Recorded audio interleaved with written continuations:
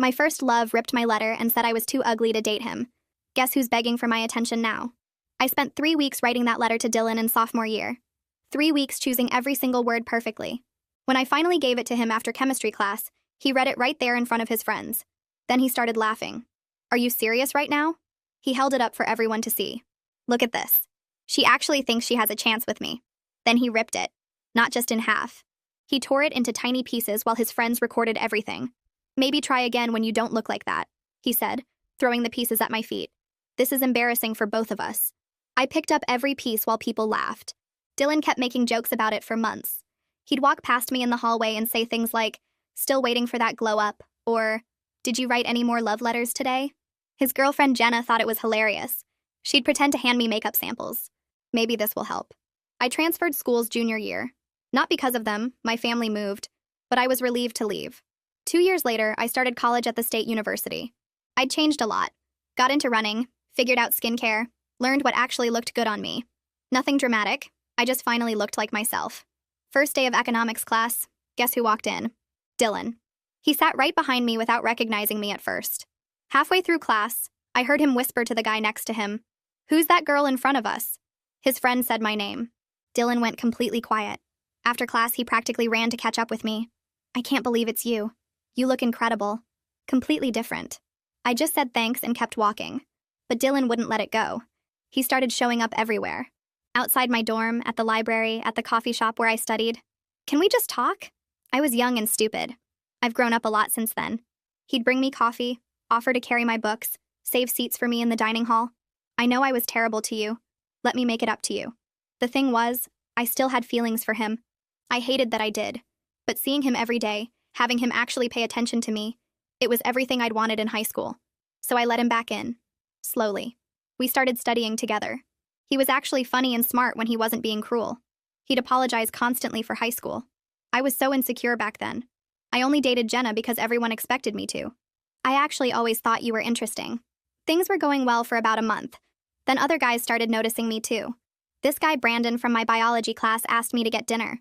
When I mentioned it to Dylan, just casually in conversation, his whole demeanor changed. "Brandon? That guy's a total player. You're not actually considering it, are you?" I said I hadn't decided yet. Dylan got weirdly intense. "After everything I've been doing to show you I've changed? And you're going to go out with some random guy?" I reminded him we weren't together. He said, "But I thought we were heading there.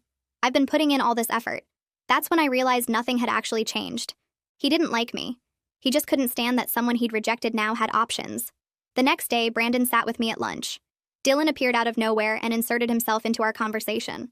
"Hey babe," he said to me, even though he'd never called me that before. He spent the entire lunch talking over Brandon, bringing up inside jokes we didn't have, touching my arm constantly. Brandon eventually excused himself.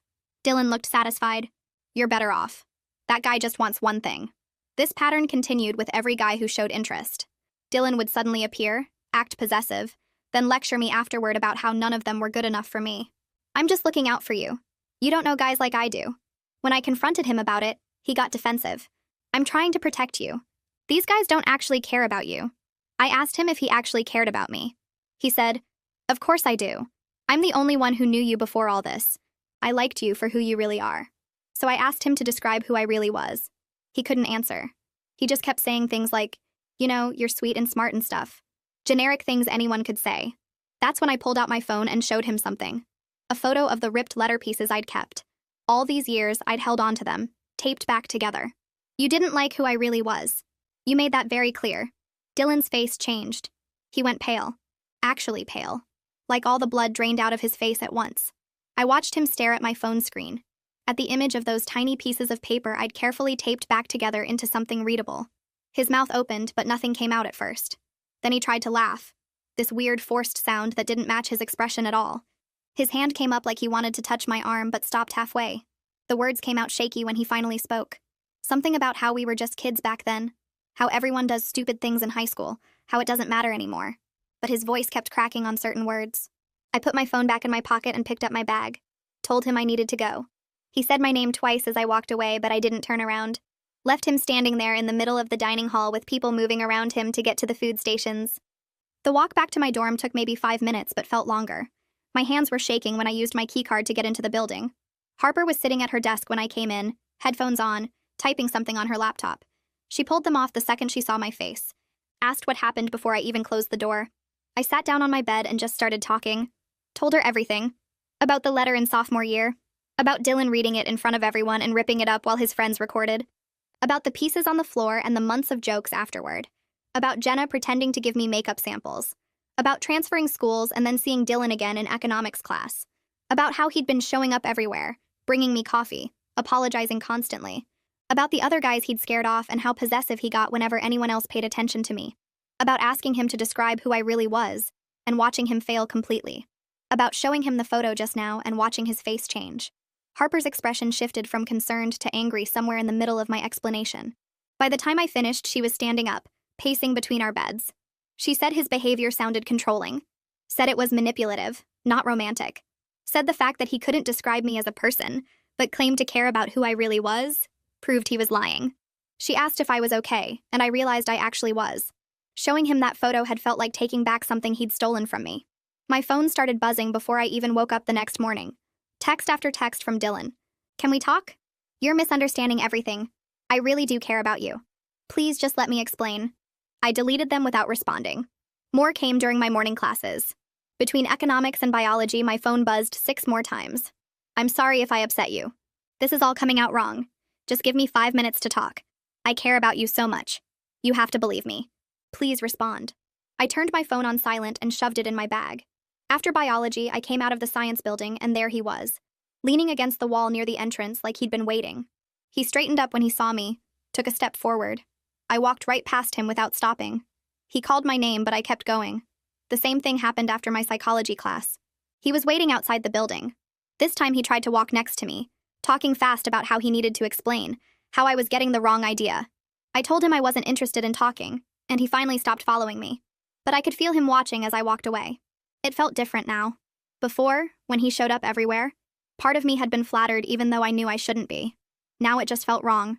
Like I could finally see what he was actually doing instead of what I'd wanted to believe he was doing.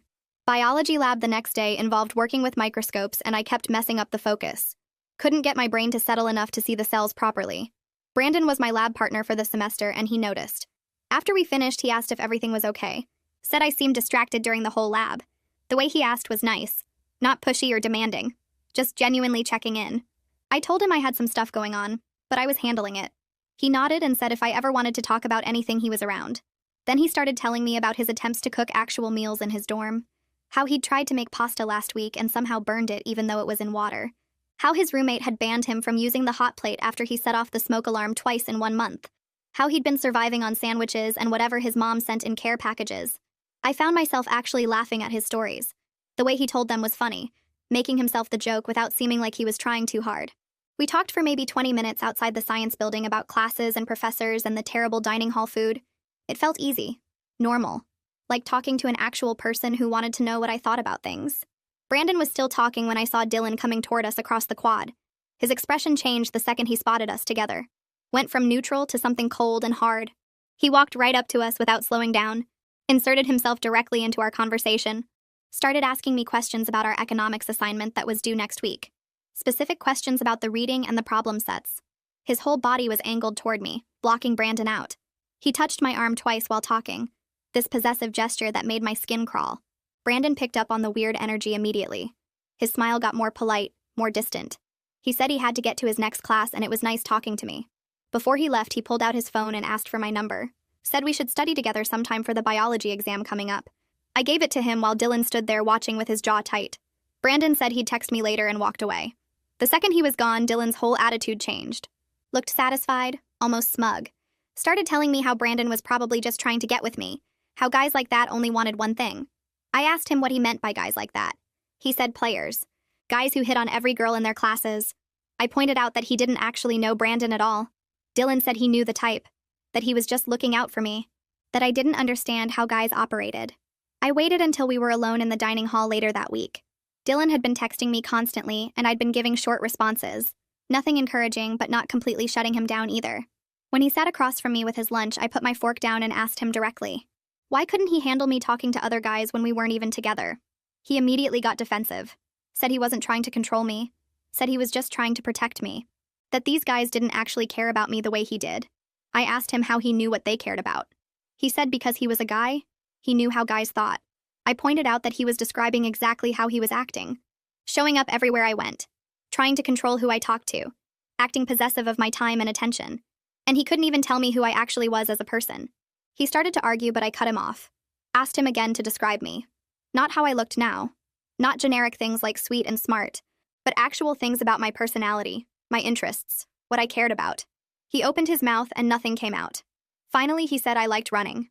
I asked him how he knew that. He said because I'd mentioned it. I asked him what else I liked. What I wanted to do after college. What kind of books I read. What made me laugh. He couldn't answer any of it. Just kept saying he was getting to know me. That we were building something. I told him we weren't building anything. He was trying to possess something, and there was a difference. Over the next few days, Dylan tried a different approach. Started asking me questions about myself. What kind of movies I liked. What I did for fun. What I wanted to study. But the questions felt wrong somehow. Like he was filling out a form instead of actually wanting to know me. He'd ask something and then barely listen to the answer before moving on to the next question. When I mentioned I'd gotten into running over the past 2 years, he immediately jumped in. Said he ran too. Said we should go running together sometime. I'd been running on the campus track for months and had never seen him there once. I told him that, and he said he usually ran early in the morning. Asked what my route was, how far I usually went. The questions felt like he was gathering information to use later, rather than actually connecting with me about something I enjoyed. He kept doing this with everything I mentioned. I said I liked reading psychology books, and he immediately claimed he'd always been interested in psychology too. I mentioned liking a specific coffee shop off campus, and he said that was his favorite place. Every single thing I shared, he tried to mirror back at me like that would make us compatible. It just made me tired. Harper found me in our dorm room that Friday afternoon staring at my homework without actually reading it. She asked if I wanted to go to something with her. Said there was a running club meeting that evening and she'd been thinking about checking it out. I didn't know Harper was interested in running, but she said she'd been wanting to try it and didn't want to go alone. The meeting was at 6 near the track. When we got there, about 15 people were stretching and talking in a loose group. A guy with a clipboard came over and introduced himself as Caleb. He was friendly, but not in that intense way Dylan was friendly. Just normal and welcoming.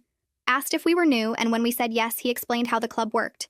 Different pace groups, different distance options, everyone went at their own level. No pressure to keep up with anyone else. We ended up in the beginner group doing a 3-mile loop around campus. Caleb ran with our group, making conversation easy and encouraging when someone needed to slow down. He made jokes that were actually funny. Asked questions about classes and majors without it feeling like an interrogation. By the end, I was tired, but in a good way. Harper was breathing hard but smiling. Caleb told us we should come back next week. Said the club met 3 times a week and everyone was welcome. It felt good to be part of something that had nothing to do with Dylan or economics class or any of the complicated stuff happening in my life. I started going to running club regularly after that. Tuesday and Thursday evenings, Saturday mornings. Harper came to about half the sessions. I moved up to the intermediate group after a few weeks. Made friends with people who knew nothing about my high school experience or my situation with Dylan. They just knew me as someone who was getting better at running and made terrible puns during water breaks. Someone who showed up consistently and cheered when other people hit their goals. Caleb and I became actual friends. He was a junior studying engineering and talked about wanting to do a marathon someday. We'd run together sometimes and talk about random stuff. Classes and professors and weird campus traditions. He never asked about my dating life or made comments about how I looked.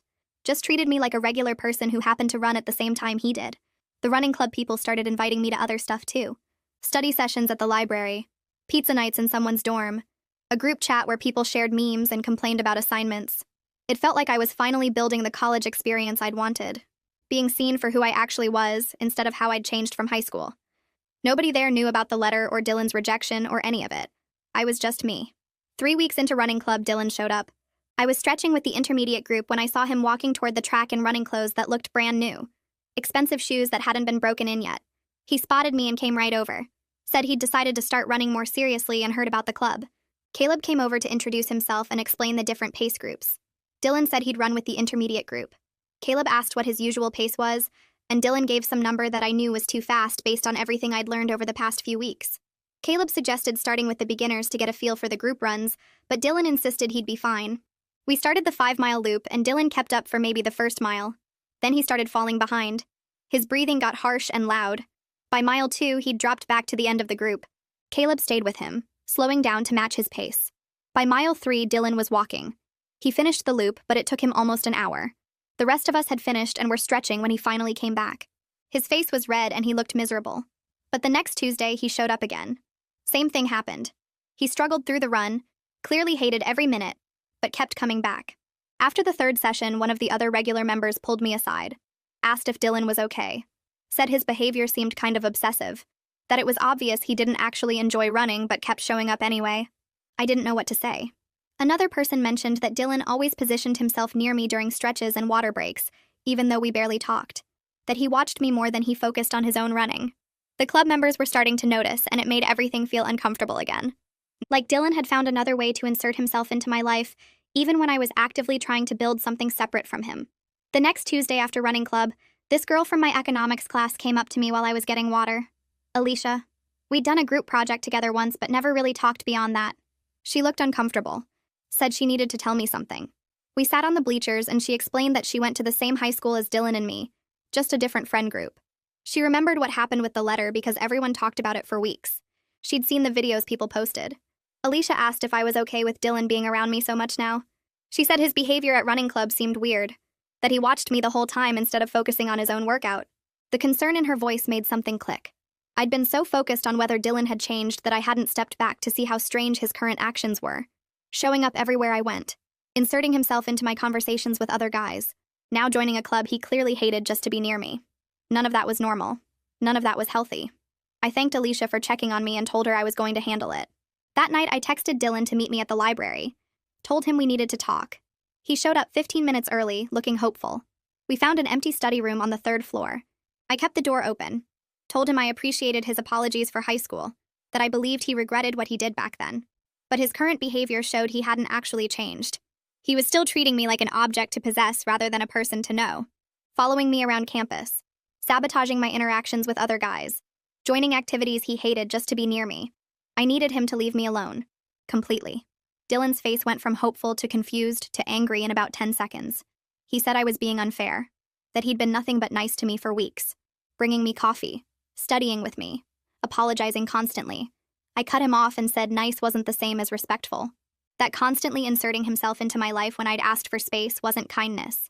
It was control. He stood up so fast his chair scraped across the floor, said I was going to regret this when I realized what I was giving up. That guys like Brandon didn't actually care about me, that I was making a huge mistake. Then he grabbed his bag and left. Didn't slam the door but walked fast enough that I could hear his footsteps echoing down the hallway for a while after. The next morning I woke up and checked my phone. No texts from Dylan. I walked to my biology class and he wasn't waiting outside the building. Went to the dining hall for lunch and he wasn't at any of the tables nearby. The absence felt strange at first because I'd gotten used to him being everywhere. But then I realized the strangeness was actually relief. My shoulders weren't tense. I wasn't scanning every room wondering when he'd appear. Around 2 that afternoon, Brandon texted asking if I wanted to grab coffee and study for the upcoming biology exam. I said yes. We met at the coffee shop on the edge of campus. Spent 3 hours going over cell processes and taking practice quizzes. Brandon asked what I thought about different theories we'd covered. Actually listened when I explained my answers.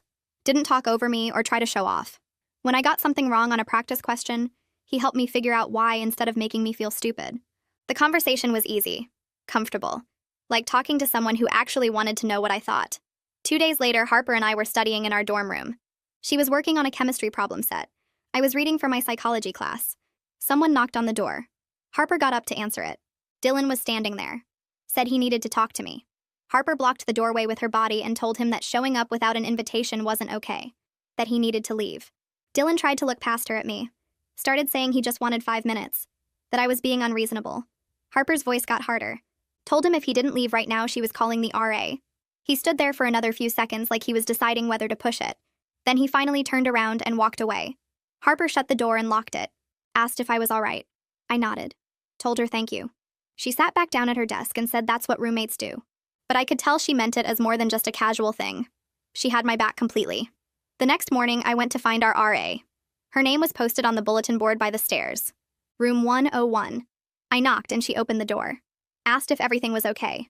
I explained the situation with Dylan. The constant showing up. The unwanted attention. Him coming to our dorm last night even after I'd set clear boundaries. I said I wasn't trying to get him in trouble. Just wanted a record in case things got worse. The RA took it seriously. Wrote everything down in a notebook. Said she'd add it to her incident log.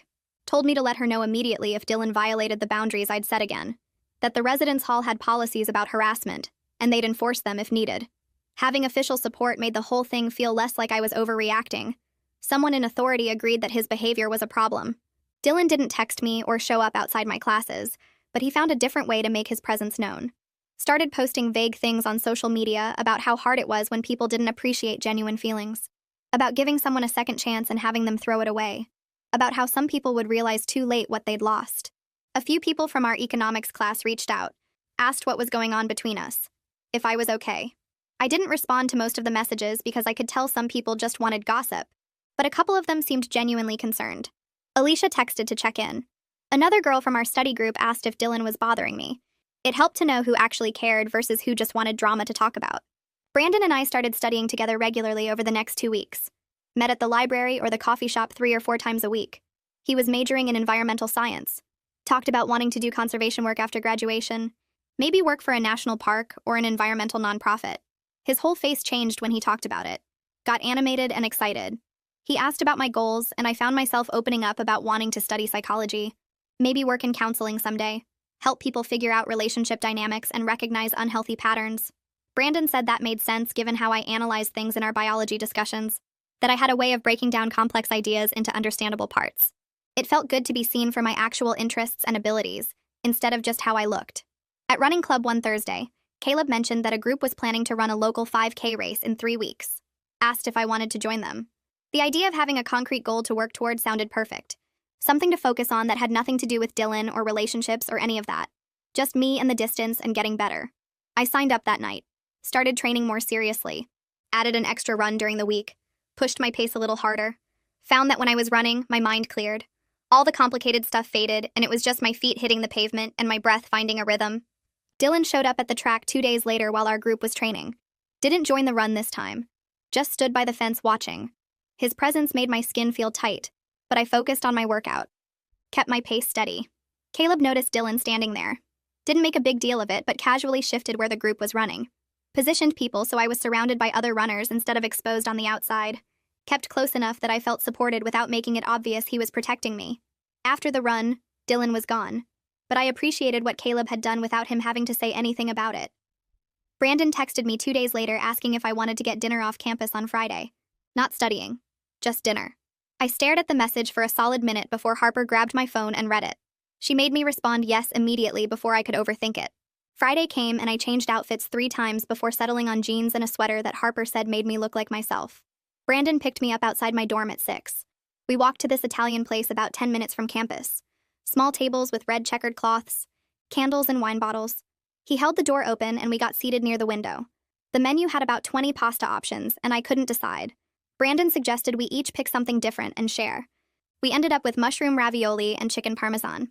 He asked what books I'd been reading lately, and I told him about this psychology book I'd found about attachment styles. He actually knew what I was talking about. Started asking questions about the different types and whether I thought people could change their patterns. We spent an hour just talking about that. Then he told me about this documentary he'd watched on ocean conservation and how plastic was destroying coral reefs. His whole face changed when he talked about it. Got excited and used his hands to explain things. I asked more questions because I liked seeing him that animated. The waiter brought our food and we kept talking while we ate. Shared bites of each dish. Brandon made me laugh with this story about his roommate trying to cook fish in their dorm microwave and setting off the fire alarm. We talked about music and what concerts we'd been to. About our families and what it was like growing up in different parts of the state. About professors we liked and classes that were harder than expected. He never once mentioned how I looked. Never acted like I was some prize he'd won. Just talked to me like a person he wanted to know. We stayed until the restaurant started closing. Walked back to campus slowly. He asked if I wanted to do this again, and I said yes before he even finished the question. 3 days later, I went to the campus coffee shop to study between classes. Ordered my usual vanilla latte and turned around to find a table. That's when I saw Jenna, Dylan's girlfriend from high school. She was sitting alone near the window with a textbook open. Our eyes met and she froze. I froze. For a second, I thought about leaving, but she stood up and walked over. Her hands were shaking a little. She asked if we could talk for a minute. I didn't really want to, but something about her face made me say, okay. We sat down at a corner table away from other people. She started apologizing. Said she'd been thinking about high school a lot lately. About how awful she'd been to me. She said she was insecure back then and followed Dylan's lead because she thought that's what she was supposed to do. That she knew it was wrong even while it was happening but didn't have the guts to stop. I didn't say anything. Just let her talk. She told me that after she and Dylan broke up junior year, she heard things. about how he treated other girls who liked him, made fun of them to his friends, used them for attention, then dropped them. She said it made her realize he had this pattern, that it wasn't actually about any of us. It was about him needing to feel powerful. She said she was really sorry and understood if I couldn't forgive her. I told her I appreciated her saying all that. We didn't hug or become friends or anything. But something shifted. Like this weight I'd been carrying around got a little lighter. Walking back to my dorm after that conversation, things clicked into place in my head. Dylan's cruelty wasn't because something was wrong with me. It was because something was wrong with how he treated people. He needed to make others feel small, so he could feel big. The letter ripping, the jokes, the mockery, none of it was actually about me being ugly or unworthy. It was about him being cruel. I'd spent years wondering what was wrong with me back then. Why I wasn't good enough for him. But there was nothing wrong with me. A sophomore girl writing a love letter was brave, not pathetic. Dylan was the one with the problem.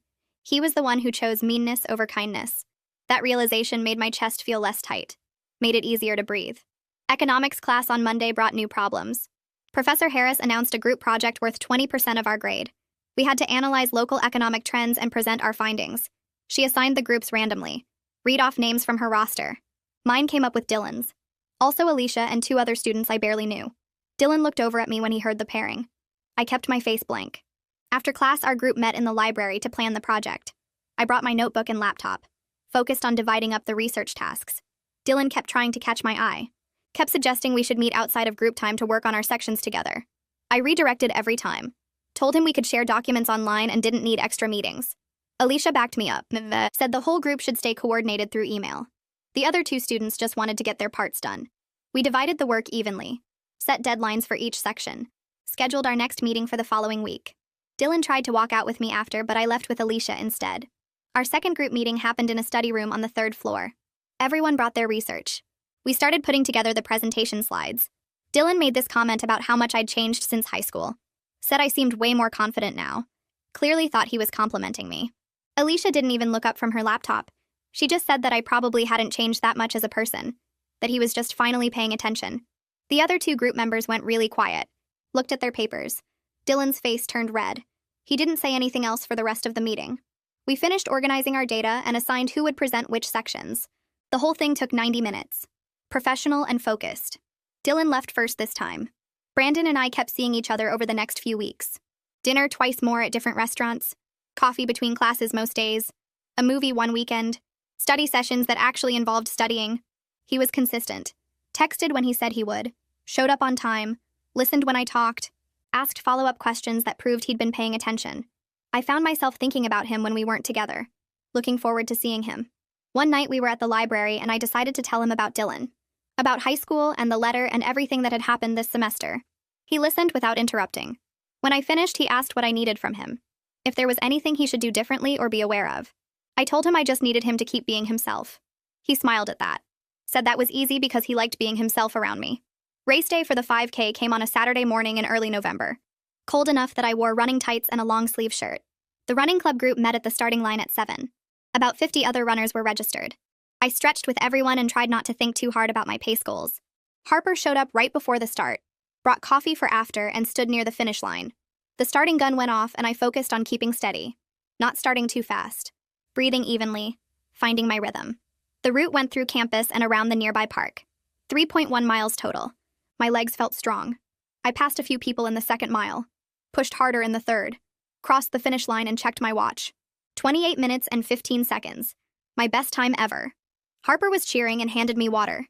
Then I saw Brandon. He'd made this sign with my name on it in big letters. Drew little running shoes around the edges. He'd gotten up early on a Saturday to come support me. The running club group gathered after everyone finished. Caleb brought donuts. We sat on the grass and talked about our times and how the course felt. People were congratulating each other and making plans for the next race. I looked around at these friends I'd made, at Brandon sitting next to me, at Harper laughing with some of the other runners. This was what support actually looked like. People showing up, celebrating together. No drama or manipulation, just genuine care. Monday afternoon, my phone buzzed with a message from Dylan. I almost didn't read it, but curiosity won. He'd seen photos from the race on social media. Someone from Running Club had posted a group shot that included me and Brandon.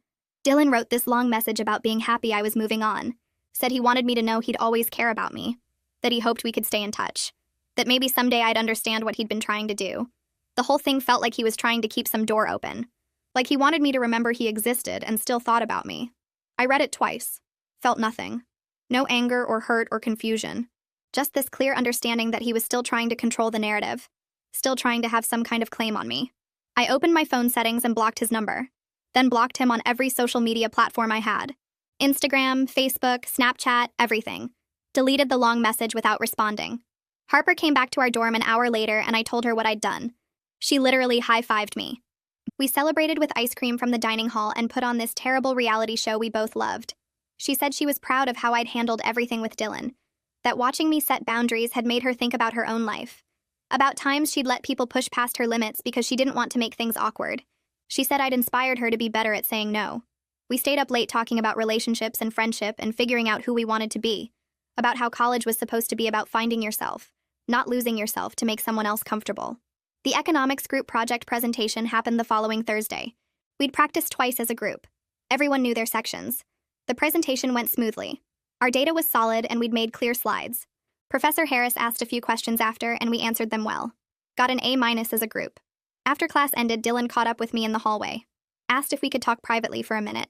I stayed in the open hallway where other students were walking past. He said he understood I was with Brandon now. That he got it. But he hoped eventually we could be friends. That we had history together and he didn't want to lose that completely. I looked at him clearly. Told him I didn't want friendship with him. That he needed to fully respect my boundaries going forward. No more messages. No more trying to talk. No more anything. He started to argue, but I walked away. Didn't look back. Didn't second-guess myself. Just left him standing there and went to meet Brandon for lunch. Brandon was waiting outside the dining hall like we'd planned.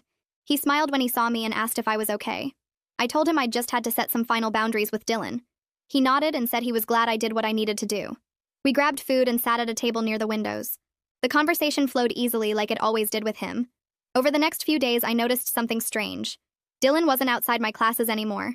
He wasn't at the coffee shop when I studied there. He didn't text or try to approach me in the halls. The constant presence that had been following me around campus for weeks just stopped. I could walk to class without scanning the crowd for his face. I could study in the library without wondering when he'd show up. The relief felt physical, like I'd been holding my breath for months and could finally exhale. I hadn't realized how much energy I'd been using just managing his behavior and trying to avoid confrontations. Now that energy went back to me. My grades improved. I slept better. I laughed more with my friends. Brandon and I met up after his biology lab one afternoon and walked around campus. He asked if I wanted to talk about what we were doing, relationship-wise. I appreciated that he brought it up directly, instead of leaving things unclear. We sat on a bench near the student center and he said he really liked spending time with me. He wanted to know if I felt the same way. I told him I did. He asked if I wanted to be exclusive, to actually be together as a couple. I said yes without hesitation. He grinned and took my hand. The conversation felt easy and mutual. Nobody was pushing or demanding or acting like they owned my time. We both wanted the same thing. Brandon mentioned that he liked how we'd become friends first before dating. He said he felt like he actually knew who I was as a person, not just what I looked like or what he wanted me to be. That meant everything to me. A few days later, I was studying in the library for my psychology midterm. I had my notes spread across the table and was reviewing theories about interpersonal dynamics. My mind wandered, and I found myself thinking about that letter I wrote to Dylan back in sophomore year. I remembered sitting at my desk for hours, choosing each word carefully. I'd poured so much hope and vulnerability onto those pages. I'd imagined him reading it and realizing he felt the same way. Instead, he'd ripped it up in front of everyone and spent months mocking me for it. The memory used to make my stomach hurt. But sitting there in the library, I felt something different. Gratitude. If Dylan had said yes back then, if he'd dated me in high school, I would have wasted years on someone who didn't see my worth. I would have accepted terrible treatment because I didn't know any better. His rejection, as cruel as it was, had saved me from that. I'd learned what I didn't want. Now I knew what I did want, and I had it with Brandon. Harper came back to our dorm that evening excited about something. She'd seen a flyer for a campus therapy workshop about healthy relationships and boundaries. She asked if I wanted to go with her. I said sure, figuring it might be useful. The workshop was actually really good. The counselor talked about recognizing red flags in relationships. Things like love bombing, possessive behavior, manipulation disguised as care. I kept thinking about Dylan and how he'd checked so many of those boxes. The counselor also talked about setting boundaries and communicating needs clearly. Harper and I both took notes and talked about it afterward. She said she'd let people push past her limits before because she didn't want things to be awkward. I told her I'd done the same thing. We both committed to being better at saying no when something didn't feel right. The experience with Dylan had been painful, but it taught me exactly what I didn't want in a relationship. It also helped me recognize what I did want. In economics class, Alicia and I started talking more. We'd been friendly during the group project, but now we actually hung out between classes. She mentioned her friend group was getting together for dinner off campus and asked if I wanted to come. I went and met about 6 of her friends. They were all easy to talk to, and we had good conversations about classes and campus life. Having more social connections made the university feel less small. I wasn't constantly worried about running into Dylan anymore because I had other people and other places to be. During one of our dinners, Alicia mentioned that Dylan had started pursuing some girl who lived in his dorm. She'd seen them together a lot recently. His behavior with this new girl was apparently the same as it had been with me. Intense, always around, very focused. Hearing that confirmed what I'd already known. Dylan's interest in me had never been about me specifically. It was about the chase, about not being able to have something he thought he should have. Any girl who gave him attention would have gotten the same treatment. A week later, Brandon came over to study, and Harper was there too. I'd been wanting them to actually meet and hang out rather than just passing each other in the hallway. They hit it off immediately. Harper made some joke about my terrible handwriting, and Brandon jumped in with his own story about how I'd written notes for him once, and he couldn't read half of them. They ganged up on me in the most affectionate way possible. We ordered pizza and studied together, all 3 of us helping each other with different subjects. After Brandon left, Harper told me she really liked him. She said he seemed genuinely kind, not just performing kindness to get something. She approved completely, which mattered to me more than I'd expected. My psychology midterm came back with an A written at the top. My professor had added a note saying my essay on interpersonal dynamics showed sophisticated understanding. She wanted to know if I'd considered pursuing counseling or therapy as a career. I sat in the campus center reading that note over and over. The whole experience with Dylan, as awful as it had been, had actually deepened my interest in psychology. I understood human behavior better now. I could recognize patterns and motivations. Sometimes the hardest experiences teach you the most valuable things, even when you never wanted the lesson. Running club met twice a week, and I'd become a regular member. Caleb announced one evening that a group was planning a weekend trail running trip about an hour away. Beautiful scenery, challenging terrain, different difficulty levels for different abilities. He asked who wanted to go. I immediately said yes. Brandon wasn't a runner, but when I told him about the trip, he was completely supportive. He helped me pack, made sure I had enough water and snacks, drove me to the meeting point early Saturday morning. The trail was gorgeous, winding through forests and along ridges. I kept up with the intermediate group the whole time. My legs burned and my lungs worked hard, but I felt strong. Caleb ran next to me for part of it and said I'd improved dramatically since joining the club. He'd watched me get faster and stronger over the past month. That pride I felt was different from anything Dylan had ever made me feel. This was about my own effort and consistency, not about someone else's approval. Walking across campus a few days later, I saw Dylan. He was with that girl Alicia had mentioned, the one from his dorm. They were walking together, and his body language was exactly like it had been with me. He stood too close. His hand kept touching her arm or her back. He talked constantly while she mostly listened. She looked flattered by the attention, but also slightly uncomfortable, like she wasn't quite sure what to do with all that intensity. I thought about warning her, walking up and pulling her aside to tell her about the patterns I'd seen, but I decided that wasn't my responsibility. She'd have to figure out Dylan's behavior on her own, just like I had. I hoped she'd recognize the red flags faster than I did. Brandon and I were studying together in the library when he asked me something. He wanted to know what made me finally agree to go out with him after turning him down initially. I thought about it for a minute before answering. I told him honestly that I'd needed time to recognize the difference between someone who wanted to possess me and someone who wanted to know me. Dylan had wanted me like a trophy, something to have and control. Brandon wanted to actually understand who I was as a person. That difference had taken me a while to see clearly. Brandon said he was glad I'd taken that time because now we were both sure about what we wanted. We weren't together because of convenience or because someone had pushed hard enough. We were together because we genuinely liked each other and wanted the same things from a relationship. That security felt better than any grand gesture or intense pursuit ever could. Harper knocked on my dorm room door 2 days later, holding her phone like it might explode. Some guy from her chemistry class had just asked her to get coffee and she didn't know what to say. We sat on my bed and I told her about the things I'd noticed with Brandon that felt different from Dylan. Brandon showed up when he said he would. He listened when I talked instead of waiting for his turn to speak. He asked questions about things I cared about and actually remembered my answers later. When I needed space to study or hang out with other friends, he didn't make me feel guilty about it. He never tried to control who I spent time with or what I did. Harper nodded along and said those things sounded really basic but also kind of rare. She decided to say yes to the coffee date. I felt excited for her the same way she'd been excited for me when Brandon and I started dating. The semester kept moving forward, and I realized one morning that I hadn't thought about Dylan in almost a week. When his name did cross my mind during economics class, it didn't come with that twisted-up feeling anymore. No anger, no hurt, No wondering what if things had been different. He was just someone I used to know who taught me exactly what I didn't want in a relationship. That lesson had value even if learning it sucked at the time. Finals week hit campus like a storm.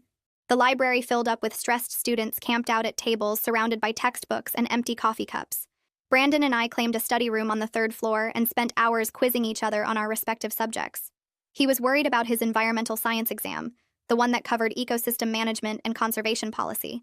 But even stressed, he stayed funny and kind. He made jokes about becoming a forest hermit if he failed, then brought me snacks when I'd been studying too long without a break. I watched how he handled pressure and appreciated that he never took his stress out on other people. He stayed himself even when things got hard. My psychology final was scheduled for the second to last day of exams. I walked into that classroom feeling more prepared than I'd felt for any test in my life. The questions covered everything we'd studied about human behavior, relationship patterns, cognitive processes, and developmental psychology. I knew this material not just from the textbook, but from living through it. When I handed in my exam and walked out, I felt confident I'd aced it. The semester that started with Dylan reappearing in my life was ending with me stronger and clearer about my own worth.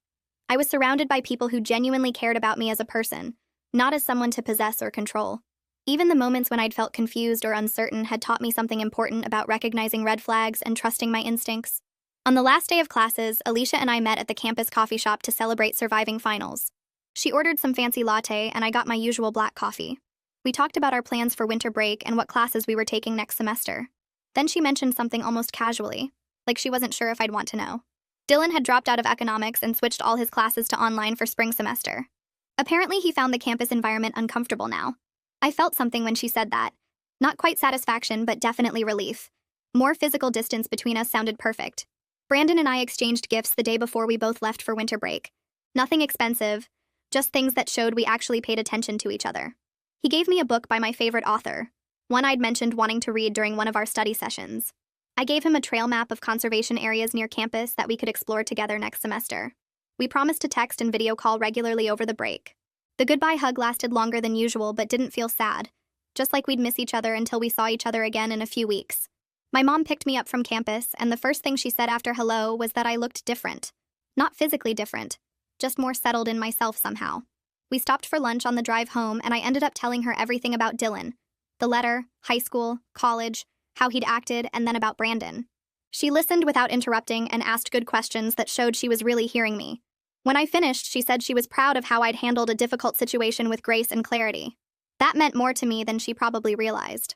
During winter break, I was unpacking boxes in my childhood bedroom when I found the container where I'd kept the taped-together letter pieces all these years. I took them out carefully and read through my teenage words. The handwriting looked so young and hopeful. I felt compassion for the girl who wrote that letter, for how brave she'd been to put her feelings out there even though it ended badly. But I didn't feel that crushing embarrassment anymore.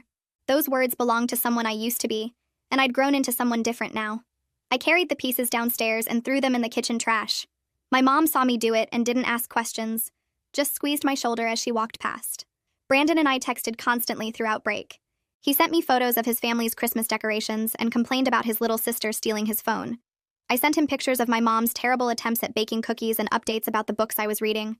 We made plans for things we wanted to do next semester, places to eat, and trails to hike when the weather got warmer.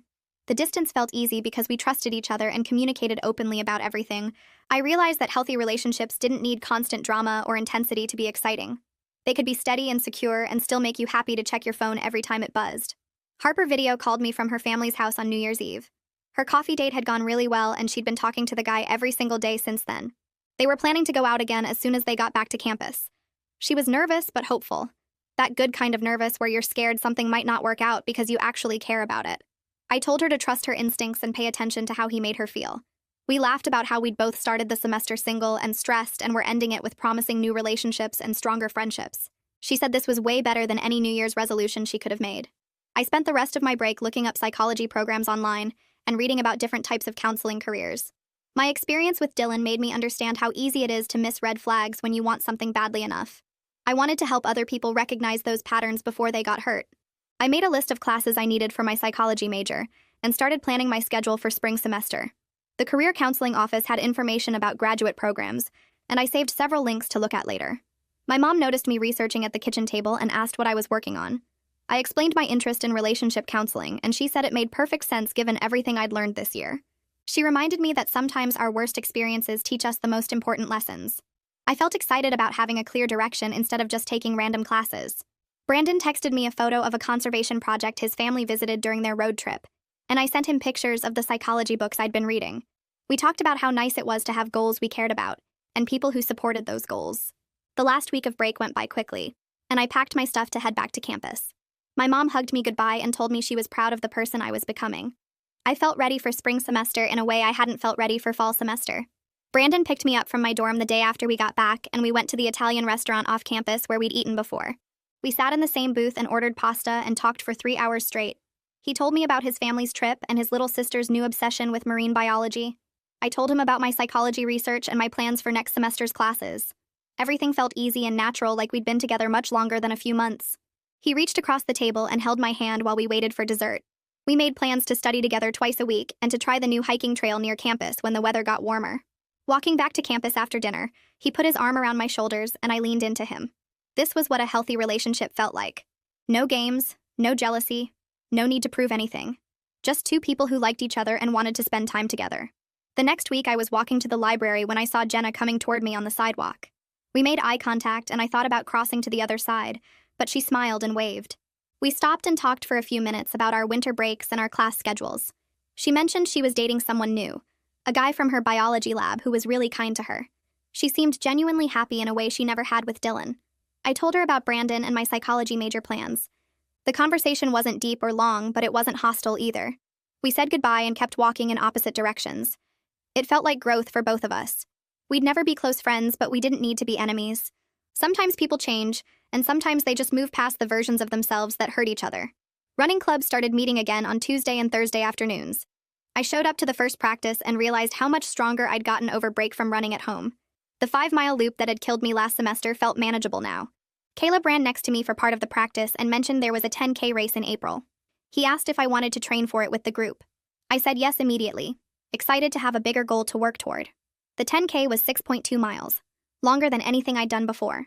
Caleb said we'd add distance gradually and build up endurance over the next 2 months. After practice, I told Brandon about the race, and he offered to bike alongside me during my long training runs on weekends. He said he'd bring water and snacks and keep me company. I felt grateful to have someone who supported my goals without making it about himself. Dylan would have found a way to make my running about him. Brandon just wanted to help me succeed at something I cared about. My psychology professor from last semester emailed me during the second week of classes. She asked if I could stop by her office hours because she wanted to discuss something. I went to her office nervous that maybe I'd done something wrong on my final exam. Instead, she told me my essay work had shown really deep understanding of the concepts, and she thought I'd be good at helping other students. She asked if I wanted to be a teaching assistant for her intro psychology course next year. I'd help run study sessions and grade assignments and answer student questions. I accepted right away, thrilled to have this chance to get experience in my field. She said she'd send me the paperwork to fill out, and we'd meet regularly to discuss the course material.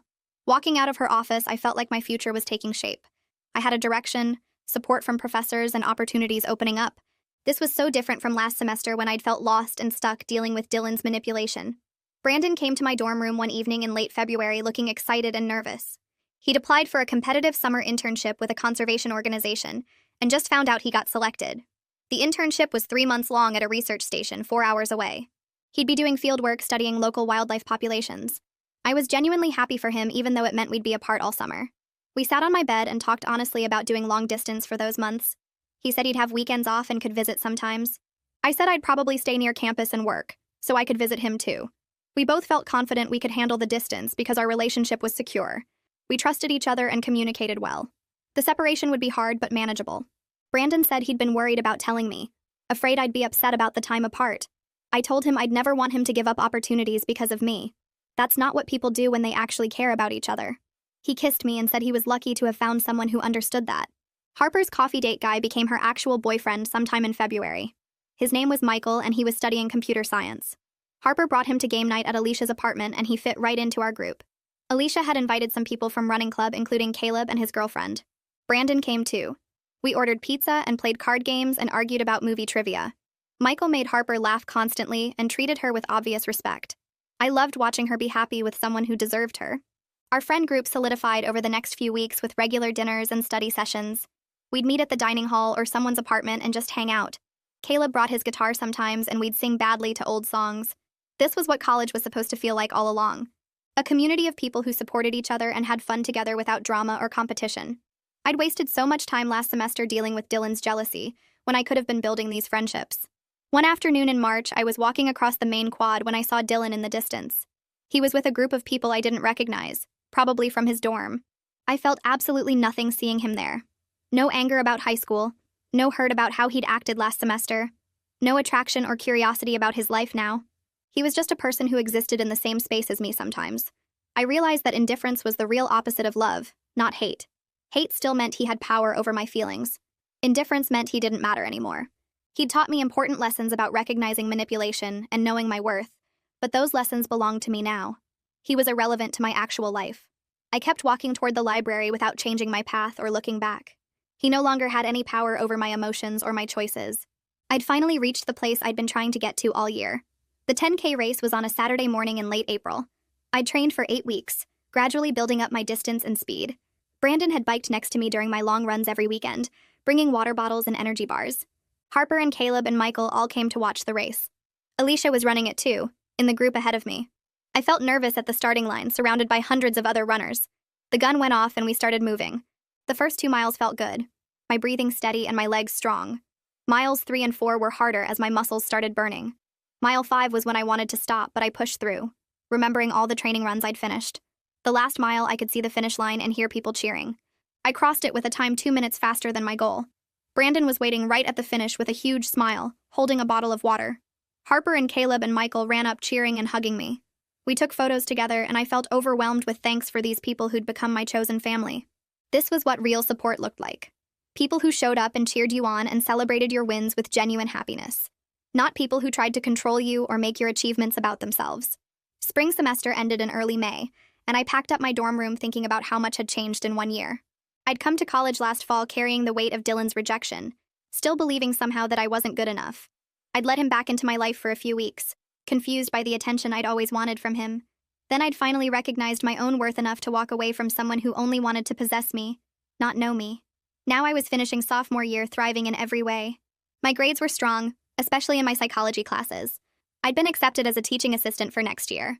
I had clear career goals and a path to reach them. I was training for bigger running goals with a group of supportive friends. Most importantly, I was in a healthy relationship with someone who truly saw me as a whole person, not just a reflection of how I looked or what I could do for him. Brandon respected my goals and my boundaries. He listened when I talked and remembered what I said. He made me laugh and supported my dreams and never tried to control who I spent time with or what I did. I looked at the photos on my wall from the 10K race and game nights and study sessions. These were my people now. This was my life. I was exactly where I was supposed to be. Finally free from the girl who'd picked up those letter pieces off the floor while people laughed. That girl deserved so much better than Dylan ever gave her. And now she had it.